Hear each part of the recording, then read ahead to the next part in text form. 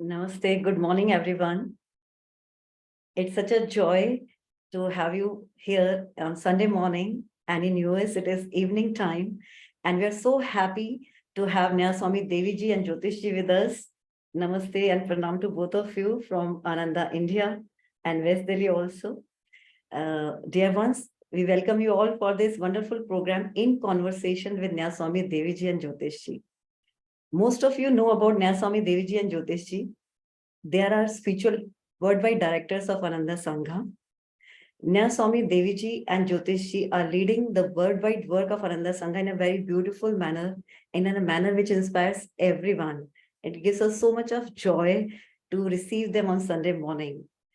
Nayaswami Jyotish came to Ananda Sangha, actually before Ananda Sangha was formally made in 1966.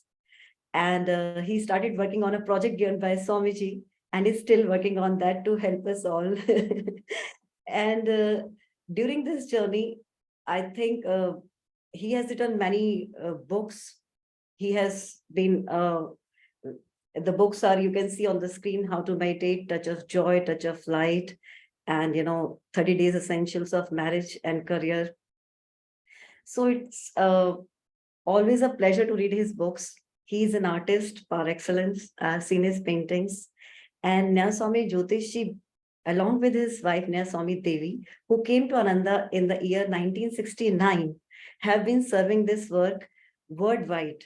They are helping people to understand the teachings of Paramhans Yogananda ji, as explained to them by their mentor and guide Swami Kirananda ji.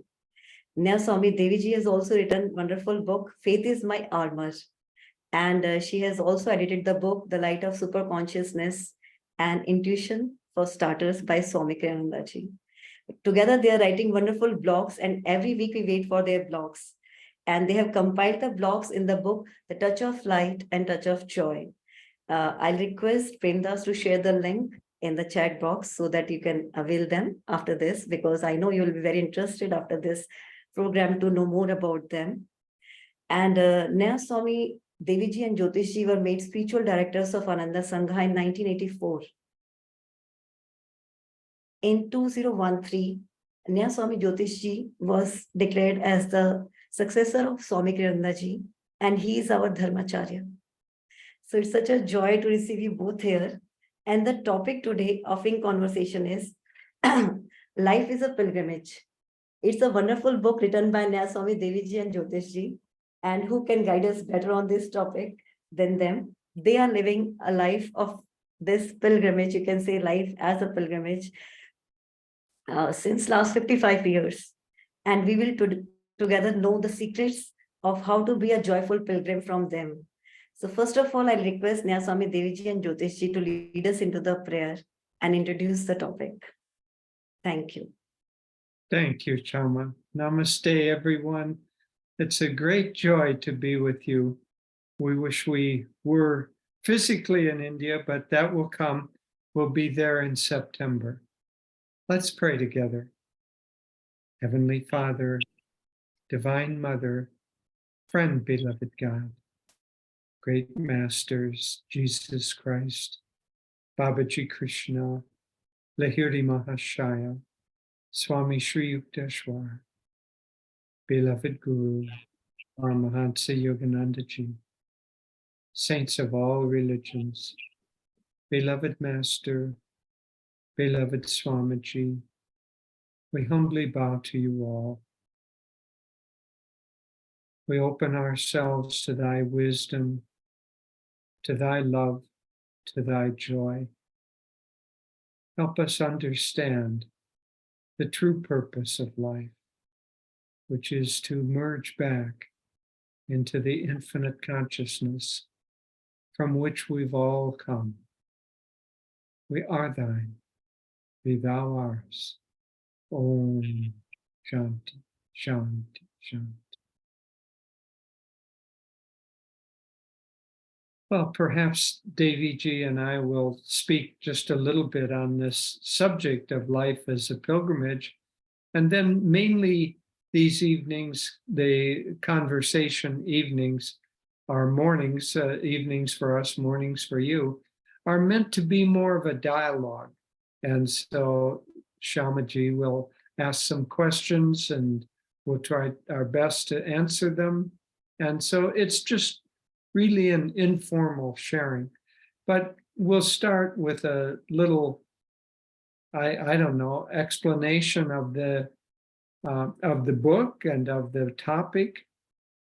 You know, one of the things that becomes clearer and clearer as the soul evolves is that there is a purpose to life, truly a purpose to life.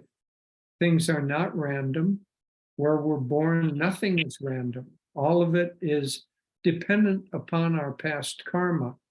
And the more, let me finish the sentence. The more one might say, evolve spiritually, the more it becomes clear what the purpose of life is. And that purpose is to seek God and eventually to find him, to merge back into that consciousness from which we've all come. One time, Devi and I were in a shopping mall, shopping mall of all places with Swami Kriyananda, and he said something very beautiful. That morning he had gotten a letter, and in the letter the person said, you know, you have accomplished this, writing to Swamiji, you have accomplished so much in life. You've written all of these books and all of the music, and you started these communities. And I really haven't accomplished very much at all. And I don't feel very worthy. And Swamiji just stopped. He was explaining that. And he said, I wish people would understand we're all the same. Everybody, this man is just the same as I am. Perhaps it's just that I've been at it a little bit longer.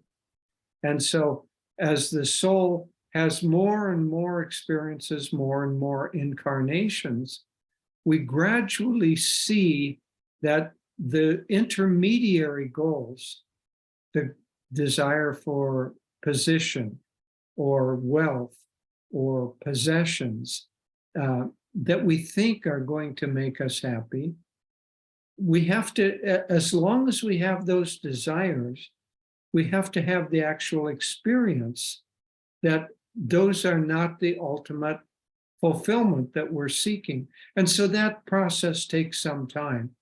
And that's what Swami was indicating here. He's just been at it a little bit longer than we have, as has Master, have all of the great spiritual lights. Master said and made this a strong point. He said that the masters themselves have to go through the birth and rebirth process and evolve into the status of union with God, and then ultimately the freedom from all past karma. But they travel the same path that you and I are traveling. And having finished that path, then they come back of their own free will without any karmic compulsion to help us along the way. And so when we talk about life as a pilgrimage, it's really a metaphor for life as a spiritual journey. A pilgrimage is something, generally a movement through space, time and space, toward a sacred goal. Perhaps it's a sacred place, a temple, a city. It may even be a person that we're moving toward, and it takes effort to move toward that spiritual sanctity. But that becomes a metaphor for the spiritual path, because ultimately we are all moving toward a sacred place. We're moving toward the only sacred place truly that exists. Everything else is a symbol of it, but the only sacred place that exists is the consciousness of God. And we're moving toward that in order to merge into that consciousness. And that's the real quest, the man's eternal quest, as Yogananda put it as the title of one of his books. And so our eternal quest is toward that. But it takes a long, long time before we realize that that's what we're trying to do. And even after we have realized it, it takes a long time for the karma to sort itself out so that that becomes a deeply yearned for goal in our hearts and in our consciousness. But as I say, the metaphor of life being a pilgrimage is really the metaphor for what the spiritual path is meant to help us achieve. So namaste, everyone. And thank you, Shama and Vasudev and all of our dear friends in India for inviting us and facilitating our time together. So Swami Kriyananda wrote a very beautiful album of instrumental music called Secrets of Life. And there would be instrumental music, and then he would read a little bit of very profound thoughts that he had written.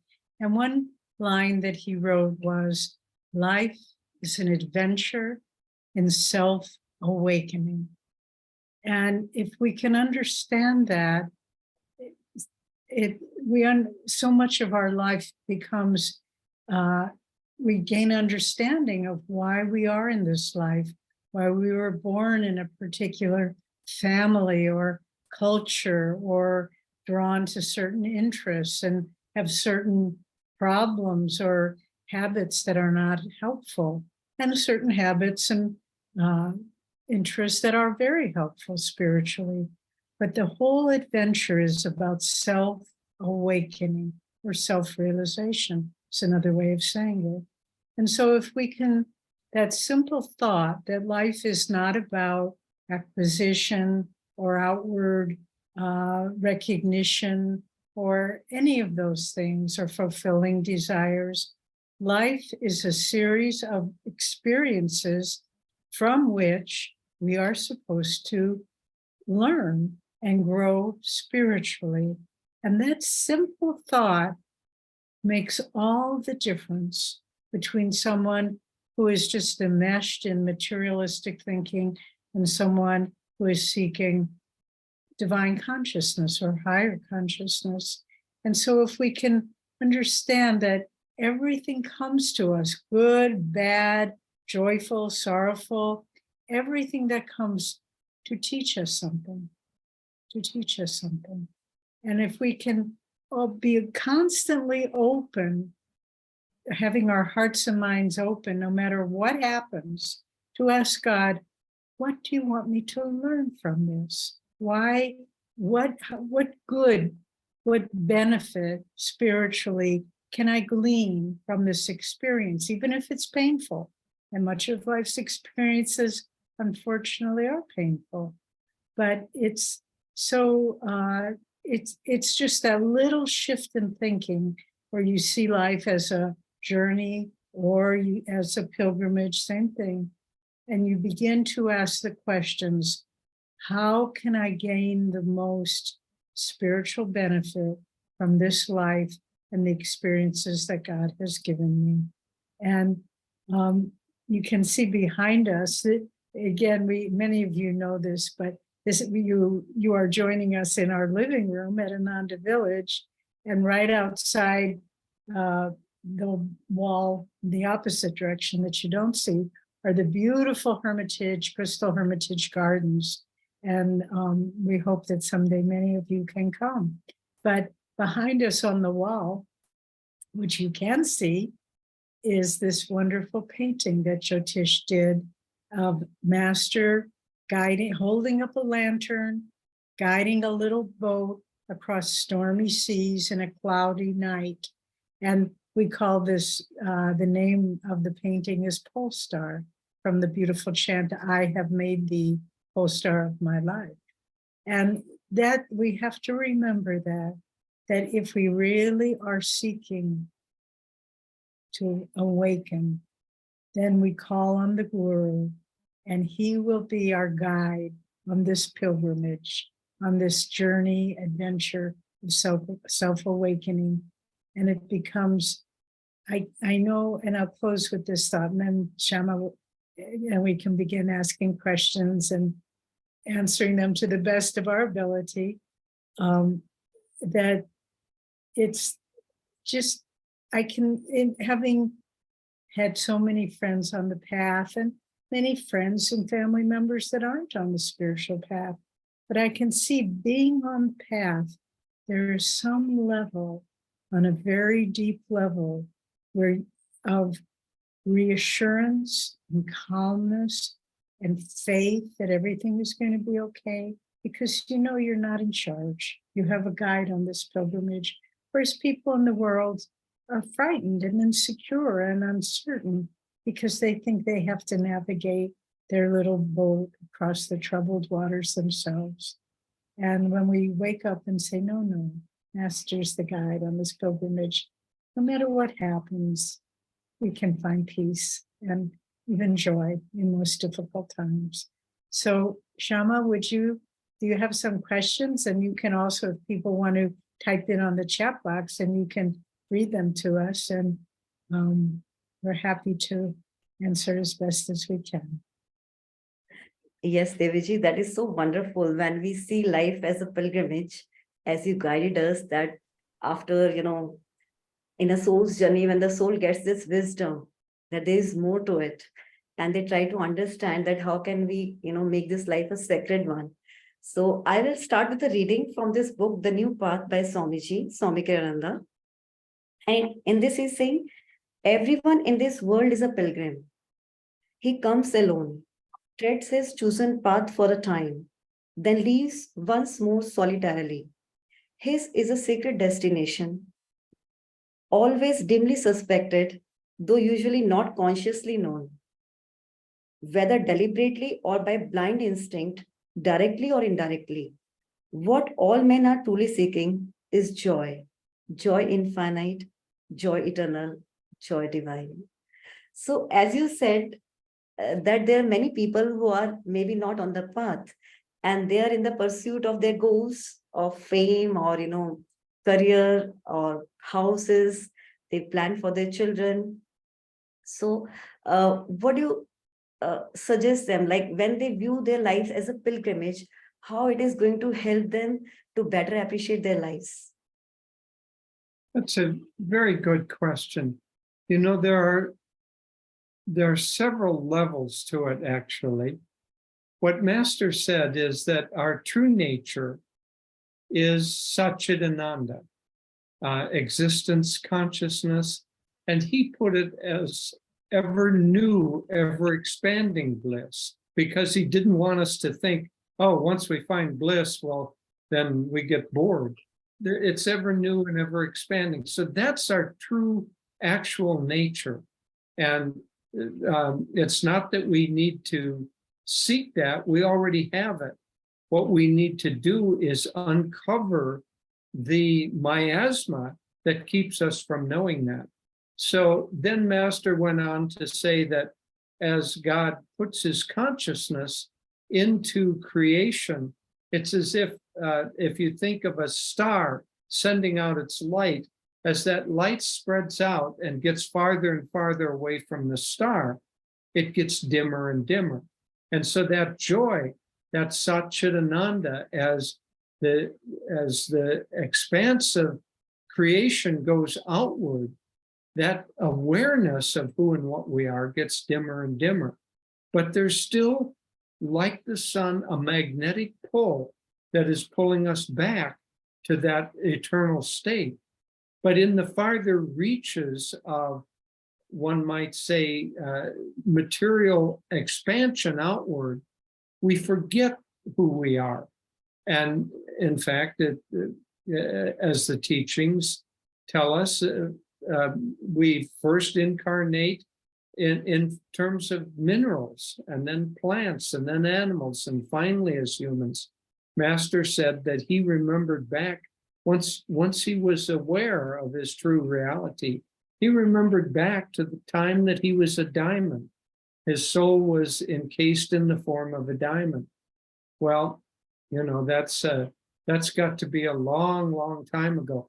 So a diamond doesn't have a lot of consciousness, but then on the other hand, we can't say that it's just inert, because everything in creation comes from that one consciousness. So everything holds a little bit of, one might say, of that awareness in the center of its being. And so we evolve gradually through the plants and the animals and into human form. And always there is that pull towards Satchitananda. But in the farther reaches, we don't think of bliss, we seek happiness. And so Master said that everybody in the world is motivated by the same thing. We're motivated to find happiness. That's a substitute for joy. What we're really after is joy. But in a less awakened state, we think of that as happiness. Somebody said a good definition for joy is being extremely happy without any reason to be happy. So just that bubbling sense of happiness. But coming back to the theme, so we're seeking happiness, and then we think that these various activities are going to give us happiness. And in fact, they do, but only very briefly, only for a little while. So perhaps we seek, I mean, the animals, they seek territory, they seek status, they seek possession in the terms of food and so on. So it's just built into creation to seek these things.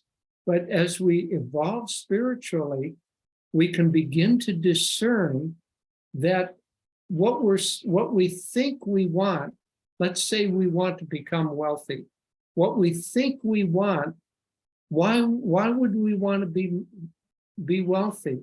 If we knew that being wealthy would make us unhappy, we wouldn't desire that. But we think that it's going to make us happy. And in fact, it does for some time. But then we soon find that wealth doesn't, there's something more that we're after. And so it goes on and on and on until we seek within our own selves happiness directly. And as we seek within ourselves, we find that happiness in if our minds are calm and if our hearts are not restless in the sense of desiring things outside of ourselves. In that state, we find, as we calm down, we find the true happiness of the joy of our own being. And that might be really the description of the spiritual path, the seeking of happiness through millions of different ways and forms, always finding a disappointment until we find it within. And then we find it permanently because it is our own very nature. Thank you, Jyotish. That was beautiful. I'll add a few words here. Just to add a little bit to what Jyotish said, Master said all people are motivated by two goals, two motivations: to seek happiness and to avoid suffering or pain. And so we march forward in any given lifetime, and we think, well, if I have money, then I will avoid suffering and I will be happy. And then you get money and you doesn't. Master said, one thing you can always count on about Maya is it never fulfills its promises. It's consistent in that.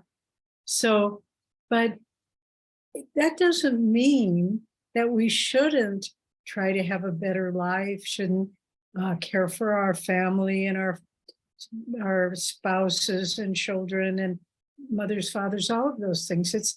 Master's path was not necessarily for people who are outward renunciates. He came, and Lahiri Mahashaya demonstrated it, to show how to live God in daily life. But I think the difference is between someone who is seeking to, care for family for their own sense of happiness, and some who are seeking to, say, care for their family and provide with a sense of, I am on a journey to find God. are two things. One, a sense of inner detachment. So you can have all those things, but you're not necessarily attached to them. And then the second thing is the principle. And of course, this is one of the major themes of the Bhagavad Gita, the principle of Dharma. We need to do our Dharma in this world. If we have children, we can't just treat them unkindly or indifferently. We have to provide love and security around them, but with the understanding that we're doing it not for self-motivation, but for Dharma. And Dharma, to live with the guiding principle of Dharma is a very freeing thing. You can have everything in the world, but if you're doing it with the sense of this is my Dharma, then you're not bound by it. And someone asked us recently, how do you know what's the right choice? Life is filled with so many decisions to make. And we thought about it and we said, always ask the question, if I do this, if I say this, if I act in this way, will that bring me closer to God or pull me farther away from God? And that's a very good measuring stick in all the decisions we make. And, you know, if I ignore my children and just live a selfish life, will that bring me closer to God? No. If I care for my children, but not with a sense of expectation or attachment, will that bring me closer to God? Yes, it will.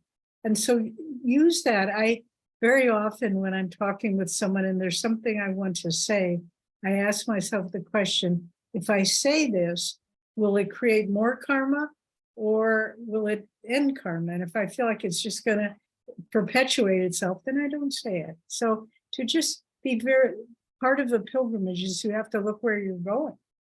And part of the secret of life is to look where you're going. Are you going to fall into a pitfall? Or if you're going to be pulled away from your search, then don't go down that path. So we can live a dual life. We can be on a pilgrimage, but still fulfill our worldly obligations.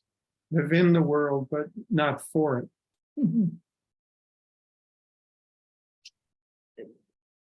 Thank you, Devi and Jyotish. It was so helpful. And when we know the purpose of life is to find God, and God is nothing but pure bliss, I mean, we know the final goal. But somehow, and as you said, like Maya, Master also said, delusion is very powerful. And it, stops us from realizing that we have heard it, we have understood it. And sometimes, we become ready for the pilgrimage also. Like we say, okay, now our life is a pilgrimage and let us plan. So, but somehow we make a focus also. We have some pain, some suffering, sometimes out of wisdom or devotion, we take this path. But on the way, sometimes we feel, we are on the train, we get on a station and there are beautiful things on the station, right? And you just wander away. So the mela of the life is very beautiful and you get lost in that. So you become a tourist. So instead of a pilgrimage, you become a tourist. So how should we, progress, and how should we look? And sometimes there are challenges also, genuine challenges, not only fulfillment of desires, but challenges where we have physical conflict, mental conflicts, or we are out to pursue our desires or, attachments. So how should we, take these challenges which come in our life? Should we take them as an opportunity or an obstacle when we view life as a pilgrimage? Well, Master said that everything is an opportunity. So a challenge or a test is an opportunity to grow, and it may be difficult. I think that the biggest problem is not necessarily that we don't want to find God. We do, but as you were indicating in your little simile, that we're on a train and we put ourselves on that train. We know that where the destination of that train is, but all of a sudden the train makes a little stop and we get bedazzled by something and we get off, and then we're no longer pilgrims, but we're tourists. I like that phrase a lot. Thank you. We'll probably steal it and use it in a future blog. But So the problem is not that we don't want to be on that train. It's rather that we get attracted to something and then we forget that we're supposed to be on the train. So the problem is remembering. And during the day, probably everybody that is watching tonight or today for you all, understands that we're supposed to keep our consciousness focused toward God, but probably nobody participating in this, including Devi and me, are able to do that all the time. So it's forgetfulness. We get distracted. So now the question becomes, how do we live with somewhat less distraction? Well, the first thing is that if we can't wake up in the morning, we have to set an alarm to wake ourselves up. And so if we're sleeping spiritually, then when we get up in the morning, we have to do something to try to wake ourselves up. That's meditation. Swami Kriyananda actually at one time said that defined meditation as listening. So just as the sleeping person listens to the noise of the alarm, the seeker listens to the voice of God within. And that, just as the alarm is, it begins to wake us up. Now, maybe we're hearing it very dimly. Maybe our mind is distracted. We're still dreaming. But nonetheless, the daily practice of meditation is the most important factor in waking up, because that allows the distraction. The whole purpose of meditation is to calm the mind and calm the feelings, let them become still by withdrawing the energy within and bringing it upward, to still ourselves sufficiently that we can hear what Master called the whispers from eternity, or God's voice calling us. It can call us in the form of Om, it can call us in the form of light or any of God's qualities. So meditation morning and evening is really the basis, at least for us, of our particular pilgrimage, meaning all of the people who are followers of Master. Then how do we stay at least a little bit awake and aware during the day? Service is very important. By helping others, it expands the heart. What makes us get off the train? What makes us forget about God? We become self-involved and we want what we want, and we no longer think of its effect on others. So to use your analogy, when we see the train stop, we don't care. We push our way out the door because we want to go to the food vendor, and we push our way. Doesn't matter whether we hurt somebody on the way. We run over to the food vendor and push everybody else out of the way. So the more self-focused we are, the more we forget the train, because that's where we should be, is on the train.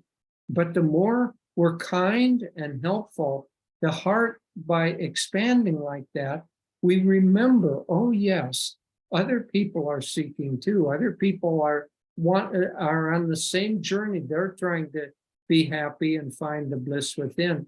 And so meditation, serving others, and I'm sure later we'll talk about being with people who remind us. So if you're traveling with a group on the train and you're off at the food vendor and the train's about to leave, if you're alone, the train might leave without you. If you're with a group, somebody's going to shout, Jyotish, Jyotish, forget the food. The train's about to leave, get back here. And so we run back and get on the train again. So meditation, service, satsang, and clinging to the Guru, those are the things that really help us remember the purpose of life. Thank you. Just coming back to the delightful image that you gave us, Shama, of a tourist and a pilgrim, it just got my mind thinking, because I've been on a number of pilgrimages in many places in the world. And, you go with the sacred purpose, but then there's always tourists there. And what's the people that are talking and laughing and running around and what's the difference? Because it's important, it's actually an important concept. The tourist sees it from outside. They don't try to feel on the inside what are the vibrations of this place. They just want to, where's my hotel and where's the restaurant, and just being outward. But the pilgrim tries to interiorize the experience. And most people in life in this world are just tourists. They're just passing through life, not really tuning in to what they're supposed to learn, to what's going on a subtle level. And then they'll get back on the train and go to the next thing because they didn't find what they were looking for, because they never allowed themselves to become vibrationally aligned with where they are. And whether it's a museum with beautiful art or a sacred place. I know Nayaswami Diana is watching from Gargan. One time she told us she was in one of the sacred little churches in Assisi, and she was meditating and she was sitting quite still. And lots of people were coming in and talking. And then finally, these two little children went up to her. They thought she was a statue because she was sitting there so quietly, and they kind of poked her and she opened her eyes and they screamed. But that's the difference between a tourist and a pilgrim. Diana was absorbing the vibrations, and they were just kind of looking around and trying to find something that was a little bit exciting for them. But also remember, even when you go as a pilgrim, you will find challenges. And I'm seeing our dear friend Bhavani from Pune is on the screen. And I remember once we went on a pilgrimage together to Babaji's cave, and many of you have gone. It's a pretty steep climb and long and rocky and hilly. And her shoes broke halfway through, but she just continued on barefoot. And I thought, I just was so inspired to see someone who didn't say, well, I can't keep going. My shoes are broken. I can't walk barefooted on these rocks. But she just knew that why she had come. And so when you go through life, whatever comes, to try to live with the interiorized awareness. And then coming back to this image of riding on a train, Anandamoy Ma, someone asked Anandamoy Ma, our beloved saint and beloved of Master as well, that how much free will do we have in life? And she said, you have enough free will. Everyone's on a train. You have enough free will to go to the front of the train or the back of the train. So what does that mean? The front of the train, you're moving towards higher consciousness. So it's the same trip, but you're living it from a point of higher consciousness. If you're at the back of the train, it's the same trip, but you're not aware of what's going on. And so this is a wonderful topic, and excuse me, so helpful for daily life, because if we can live our whatever comes, just to move to the front of the train, make those decisions that are going to bring us closer to God. When the difficulties come, we just keep going, and to just realize that the conductor of the train or the pilot of our boat is God in glory. Thank you, Jyotishi and Deviji. It's so helpful to see our life, being just on the route to God. And as Jyotishi was saying, that we get so much help from our Guru Bhais also. And I was reading a blog by you recently, A Stranger in Stranger's Land. And Dhyanaji has often shared your and her experience when you had gone to Europe and you're staying in a summer house, and it was the harshest winter at the time.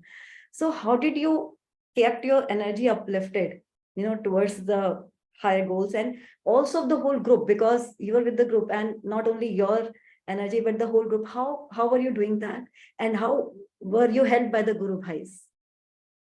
Well, it'll be helpful to answer honestly. We didn't always keep our energy up because one of the pitfalls on the spiritual path is that you have unrealistic goals or unrealistic expectations.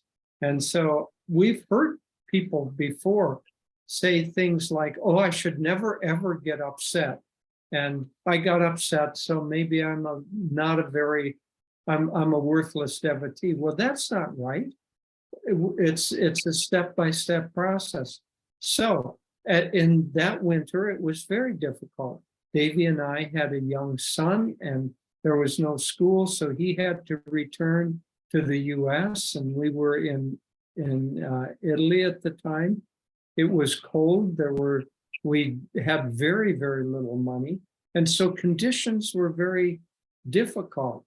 And it would have been easy to give in to the difficulties and begin to think about ourselves. One of the things that helped, and this, I touched on it, but I'll touch on it more specifically, is that we were there on a mission. We were there to help other people. And having that goal and the desire to help other people meant that we knew that we had to keep ourselves uplifted. It's very common that the mother in a family, everybody else has the luxury to get sick, but the mother doesn't. She has to take care of the children and the rest of the family. And so she stays well in order to do that responsibility. So if you have a responsibility, and if you feel that serving God or serving Master or serving Ananda, if you take on service as part of your responsibility, that keeps your energy flowing positively, when if you didn't have that, you might allow yourself to kind of sink down on yourself. One of the advantages of being with other people is that everybody has ups and downs in their life. And if you're with a group, somebody's always up, even if you're down. And so you can find the person who will lift you up. And we did a lot of things to help lift each other up. We would laugh and joke, and we would play games together, and obviously we would also serve. That goes without saying. We were very busy, but we purposely did a number of activities just to keep ourselves uplifted or energized, and not allow ourselves to get into a depression. So, and of course we had by that time long established a deep habit of meditation. And so morning meditations and evening meditations, often, in fact, usually with a group at that time. Group meditation helps. If you're feeling down a little or discouraged a little, try going to more group meditations. That's very helpful. And music, watch the music that you play, have that be uplifted. Make sure that the environmental aspects of what you're doing are helping uplift your consciousness. And yes, as Jyotish was saying, it was a difficult time, but if you've heard stories from Nayaswami Dhyana or Jyotish and me or some of the other people that were there, we laugh about it now. I mean, some of the things that happened were just, at the time they seemed terrible, but then you look back and they're hilarious. But we also, as Jyotish said, Swamiji had asked us to go there to help establish and spread Master's teachings, starting in Europe, in Italy, but then throughout Europe. And what an amazing work exists now in Europe, in many, many countries. And so Swami asked us to do it, and we knew we were honored to be asked. And we didn't think about if it would be hard, if it wouldn't be hard. And then, you know, out of love for Guru, we just were, Master, it's an honor in whatever way we can to share your teachings. And so if you always hold, when things are hard, if you just can hold the image, I am living my life in service to thee, God. And whatever you bring along on this journey upon which I'm traveling, then I will try to deal with it the very best that I can. And so it was interesting because we came over with Swamiji in the fall, and then he left. I think it was early December, and went back to America. And we didn't have a work in India at the time. And then we were there December, January, February, March. I think Swami came back in April. And it was a very difficult time. But then when it started getting to be spring again, things lightened up and we knew Swamiji was returning. And we never complained to him. We never said, oh, you know, whenever he would say, how are things going? We'd say, oh, very well, Swami, very well. And part of it was an affirmation, to be sure. But then he said something very beautiful to us. He said, I know this was a very hard time for all of you, but always remember that nothing is accomplished without someone's tapasya. And that's an interesting concept, this accomplishing through tapasya, through self-sacrifice. And I mean, that certainly has been the story of Ananda, wherever it is, India, Europe, America, there's always happened to be tapasya, someone's sacrifice, because unless we're willing to surrender our own lives and our own sense of welfare to a greater good, then God comes in and his grace flows. And what did we get out of that time? Blessings that we couldn't have gotten in any other way. So every moment was worth it. So don't run away from tapasya. Don't run away when someone asks you to do something that seems really hard. You're not sure you can do it. We often laugh, you know, there's that saying of someone pushing you into the deep end of the pool so that you learn to swim. But we often laugh and say, Swami really liked the deep end of the pool. He was always pushing us into the deep end. And that's how Ananda's been created. And that's how all of you are creating it in India. So many of you are doing things that you didn't think you could do. You never dreamed in your lifetime you'd be capable of, but you are, and you're doing a beautiful job. And we can't wait to come back and be with all of you. It's good to remember that God does not want us to suffer. He won't withhold a lesson because we might suffer, but he doesn't want us to suffer. He wants us to grow and to learn. So everything that comes in life comes from God's love, even if it is difficult. But it's helpful to remember that it's primarily we with our resistance or with our anxiety and fear that creates the suffering. Most events in life are not that difficult. It's the resistance or the fear or the, I don't want this. It's our mental attitudes that create the suffering, not the event itself. You know, Master said all events in life are neutral. It's our likes and dislikes that make them seem either good or bad. So it's life really is a pilgrimage. Yeah. And we don't, I mean, we may think like the first time we went to Babaji's cave, I didn't know what to expect. I didn't know how steep it would be, or if it would be hard or easy, or what I would find at the end. And life is like that. You don't really know. But if you know you want to get there, you just keep going. Thank you, Deviji and Jyotish for taking this tapasya for all of us and taking it so beautifully with all Guru Bhais. You were in the group, and and I think we all learn from it when we look at you, when we look at your life, and we get so much inspiration to follow.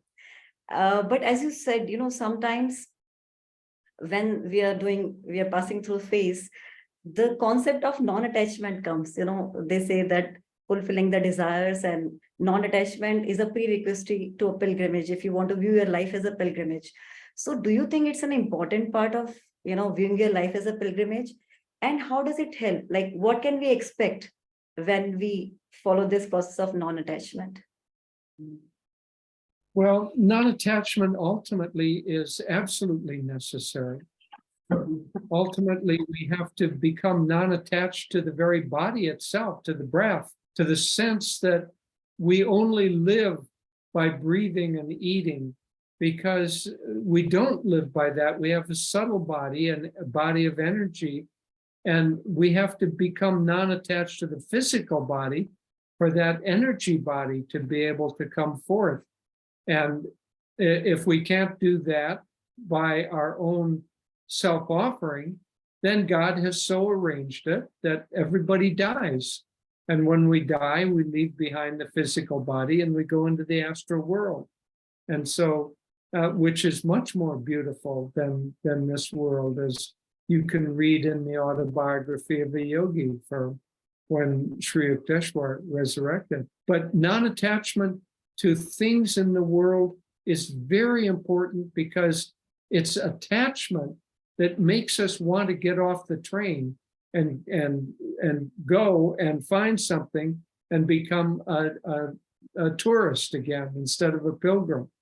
And the three great delusions are the desire for security and possession, the desire for sexuality and relationships, and the desire for power. So possession, pleasure, and power. Now, they're neither good nor bad. Ultimately, they're all just part of a dream. But if we're trying to wake up from the dream, then these things are the ones that keep us in the dream most strongly. And that's why all spiritual paths say be non-attached, especially to these. They also relate to the lower three chakras, and we want to keep our energy in the upper three chakras. But if we're trying to wake up or trying to move to the head of the train, then non-attachment keeps us from getting off the train and getting involved in things. And it doesn't mean that we have to be grim about it. Master didn't counsel absolute poverty. He counseled simplicity. Ananda's, one could say, monastic vows for householders are not poverty, but simplicity, not necessarily celibacy, but self-control, and not non-possession or poverty, but again, power. yeah, not absolute obedience, but Swami put it as cooperative obedience in our age, so that we willingly engage in offering ourselves. As Master said in a beautiful prayer, I will reason, I will will, I will act, but guide thou my reason, will, and activity to the right path in everything. So it's not that we don't act, it's not that we don't have things, but we do it in attunement with the will of God. And if we do that, then the grace helps us, like hot air helps a balloon rise up into and carries us up into the atmosphere. That non-attachment. If that hot air balloon is tied to the ground through thick ropes of attachment, it can't rise. A part of the negative aspect of attachment is it makes you think that this life, which is really just God's dream, it isn't real. It makes you think you want to hold on to it. So it makes it seem so real. And then we can never appreciate, never realize the dreamer behind the dream. And that's another way of saying self-realization, to realize that we are one with the dreamer behind the dream. And attachment keeps us trapped in the dream. So we never can see beyond that. There was a beautiful story that Master told of farmer was working in his field and his wife came running up in deep despair. And she said, oh, we said this terrible thing has happened. Our only son has just died in an accident. He was bitten by a cobra. Bitten by a cobra. Yes, thank you. Bitten by a cobra. And he's died. And the man just stood there and looked very pensive. And she said, oh, you are so heartless. Don't you even care that our son has died?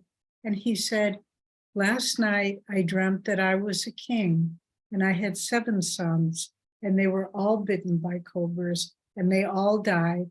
And now I don't know, should I grieve for those 7 sons in that dream or the 1 son in this dream?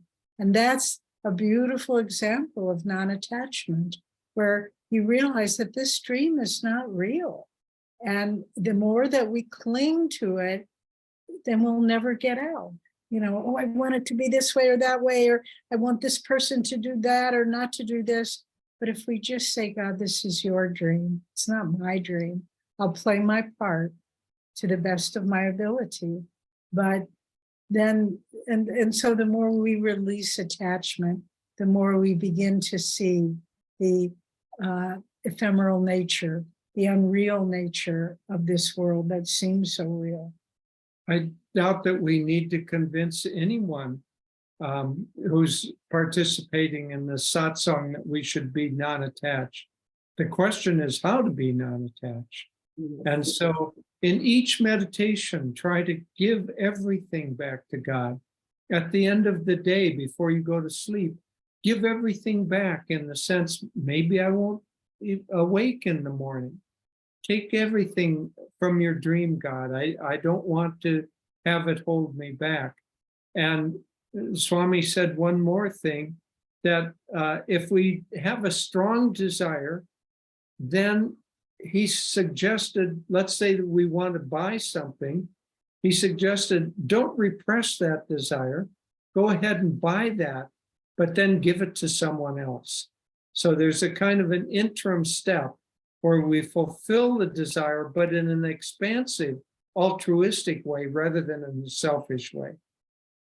So, you know, we've come into this life with a purpose to fulfill our karma, to act dharmically, and to awaken from the sleep that this world is real, and to realize our true nature, which is just a part of God, a part of the divine consciousness.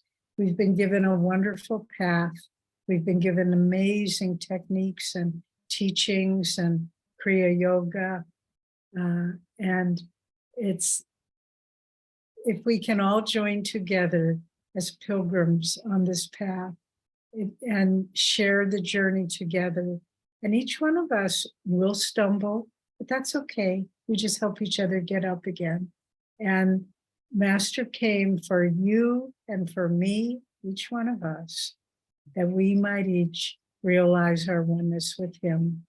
And it's such a joy to share with people, my Guru Bhais and all of you, and to just continue this journey together.